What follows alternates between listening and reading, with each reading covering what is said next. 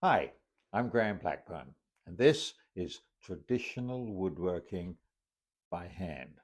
And today's episode is all about telling the difference.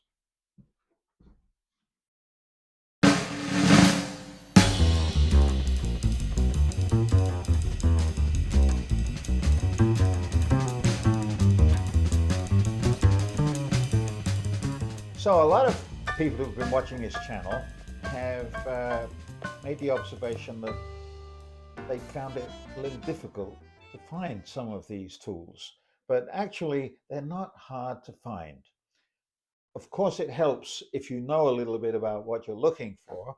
So today, I'm going to show you something that I found at a regular antique show last weekend. There weren't very many woodworking tools, but there were a couple, and there was one in particular that immediately caught my eye. And we've talked about these kinds of planes before. This, as you probably remember, is the longest of the bench planes, known as a jointer. And its specific job is to make sure that the edge of a piece of wood is perfectly flat. So, why did this one catch my eye?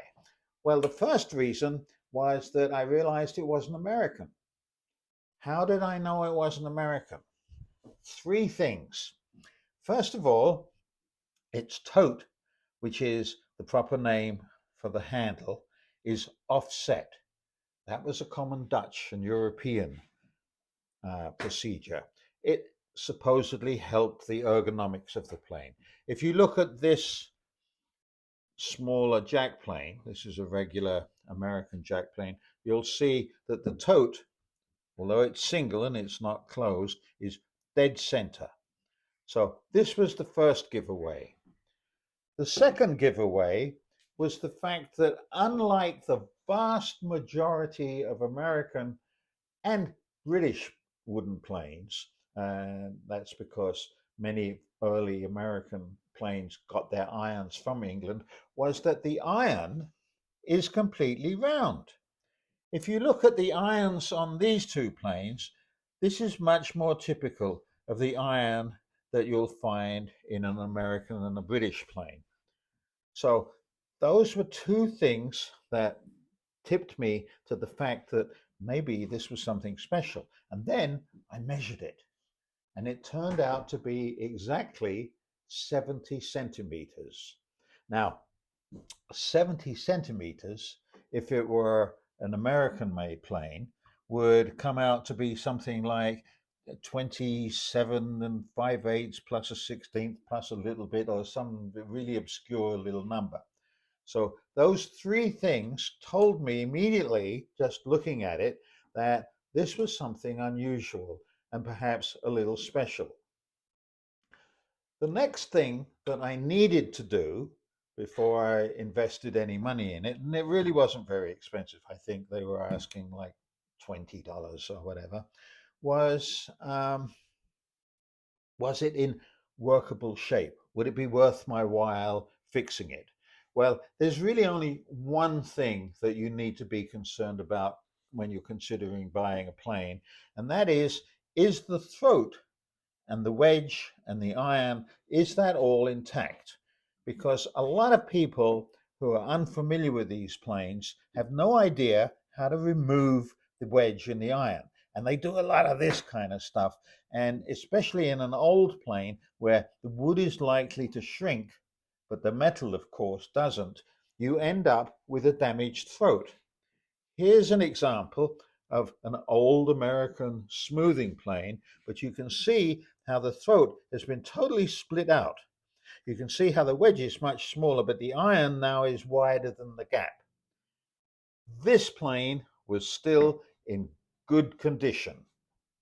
So I knew that I had something that was unusual, that was foreign, and that was worth using.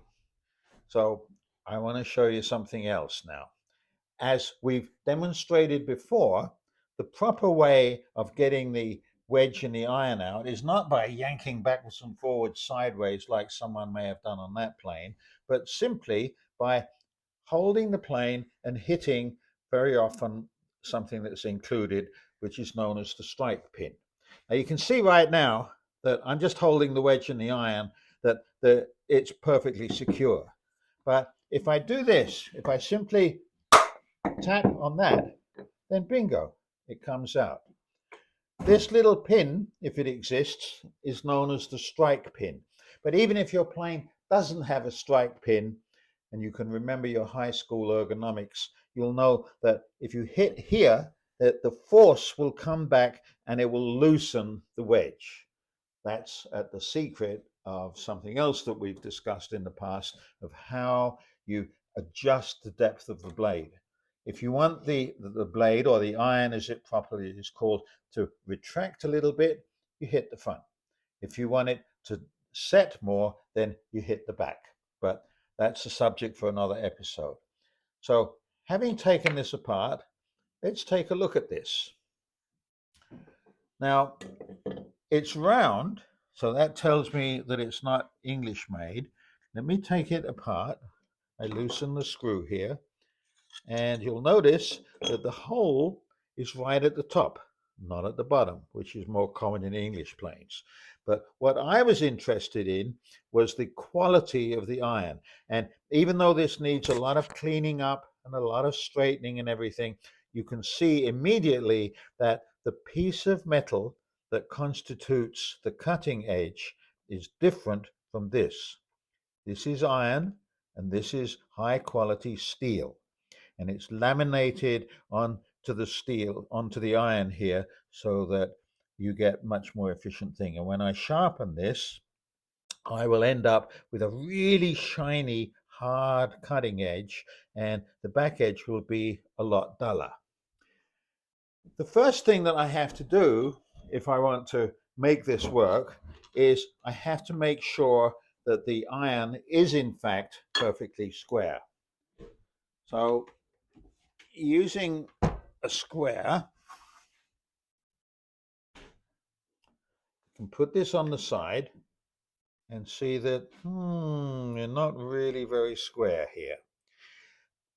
Bear in mind that a lot of irons are actually tapered, so you can't always do that. But if the iron is in fact parallel, then the thing to do is to take it over to your grindstone, assuming you've got a grindstone, and make sure that you insert it on the rest of the grindstone so that this ends up being perfectly square. And then the next thing you have to do is to put the bevel on. We've talked about this in the past, but I'll repeat it because it's useful information. The average efficient bevel is about 26 degrees. If you find that you've got a plane that stays sharp for a long time, then by all means, make the angle a little smaller. If on the other hand, it breaks down fast, then make it a little steeper. So that's what I would do to do this. The next thing that would need to happen is, as with all jointer planes, is to make sure that the sole is perfectly flat. We've talked about the fact that you can't plane anything flatter than the flatness of the plane itself. And what that means is, if the sole of your plane, like the sole of this corrugated Stanley jointer plane, is in fact perfectly flat, at the moment that you can take a continuous shaving from one end to the other, you know that this is now as flat as this. So that's the main reason for a jointer plane, and that's what you have to do.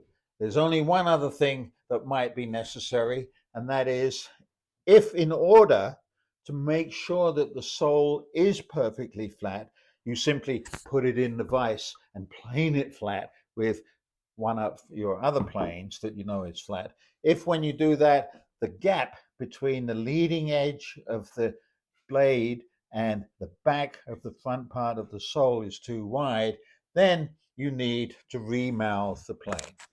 And we've done a whole episode on that. You can see here that in an effort to make this perfectly flat, it's necessarily reduced the width of the plane, and it's made this opening a little bigger because this is a big wedge shape like that. But by inserting another piece of wood so that the gap between the cutting edge of the iron and the back of the front of the plane is not much bigger than the thickness of the shaving that you want to take. So I was very pleased with myself to have found something relatively unusual. As I said, it's probably Dutch. I haven't yet examined the maker's mark and looked up, and there's all kinds of books if you're interested in that that help you identify the plane.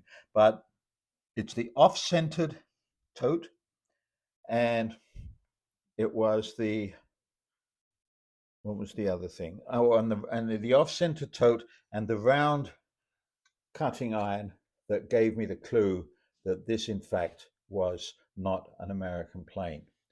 The fact that the sides were integral and it doesn't look like it's going to need too much work on the sole, and the fact that the iron, when I took it apart, I could clearly see it was made out of two pieces of metal, told me that I'd found something for $20 that would be a really, really good tool.